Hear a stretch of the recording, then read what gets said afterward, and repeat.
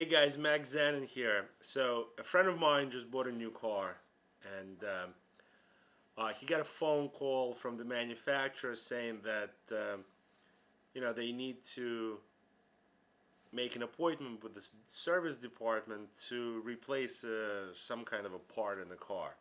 And it was pretty sounded pretty urgent, so they did a three-way phone call, schedule an appointment, and I just decided to go for a ride with my friend to check out the experience.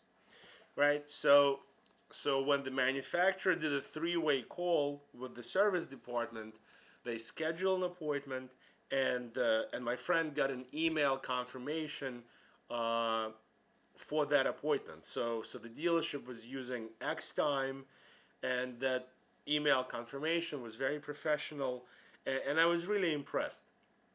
So the appointment was set for the following day at 10 o'clock in the morning. And in the email confirmation, it was pretty detailed, right? Even the name of the service advisor was listed in the email confirmation. And again, that's pretty impressive. So we get there, right? And we go to see the service advisor. And my friend shows the phone and says, "Hi, my name is such and such. I have an appointment with you. This is your name in the email." And the service advisor looks at the email and says, "I have no idea what you're talking about." Right? So at that point, let's look at it from the perspective of a customer, right? So what happens at that point is this: the customer completely loses faith in the entire experience, right? Because the customer was on a phone with somebody who made the appointment. The customer has an email confirmation for that appointment.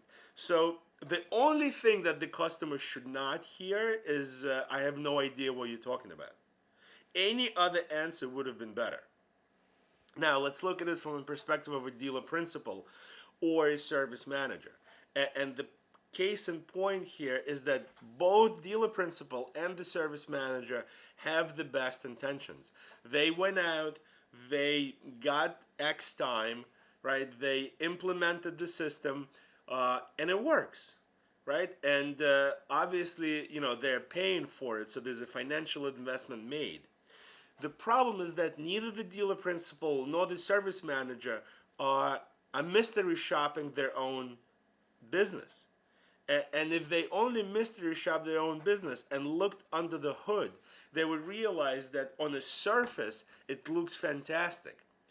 But at the end of the day, when push comes to shove, right, the system is not properly working. So then, when my friend was on the phone making that appointment, he asked, "How long will it take for the work to be done?" And he was told to allocate up to 4 hours, which is fine. So once we got to speak to the service advisor, we asked the same question. After all of the confusion and checking if the parts are in stock, we asked, "How long will it take to get the job done?" And the service advisor said, "Oh, I'll have you out of here in an hour." And that's a big discrepancy, right? In an hour or 4 hours. And obviously everybody wants to be out in an hour, not in 4 hours. So my friend said, "Okay, no problem, that sounds great." And the service advisor said that, "I will call you as soon as the job is completed."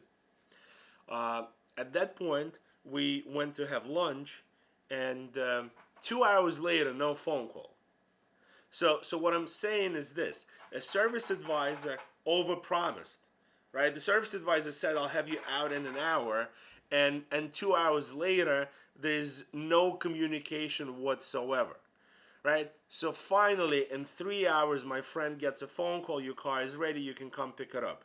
So remember, this is a brand new car. This is almost like a recall type of deal. So there's nothing to pay for the work that's being done. So my friend gets into the service department, goes to see the service advisor, and service advisor gives him a copy of the repair order and says, "Go see the cashier." So again, even though there's no charge, right, and it says $0.00 on the repair order, the procedure in the dealership is go see cashier.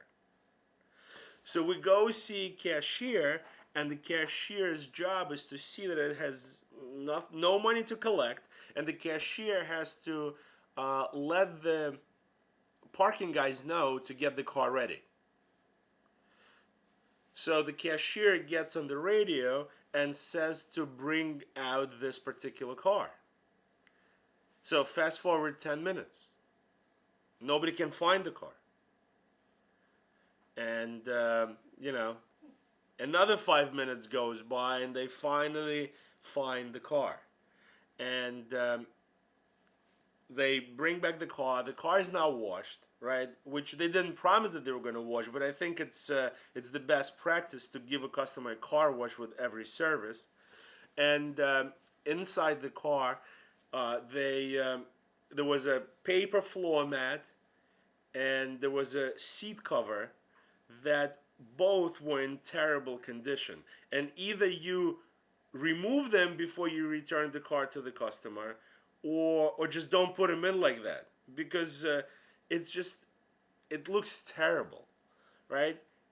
And the whole point of the story is that unless you mystery shop your processes and your procedures, and again, we're not talking about quantum mechanics here, right? You can hire a mystery shopping company, or you can ask your friend to come in and pretend to be a customer, and that's the only way for you to see all the shortcomings of your business.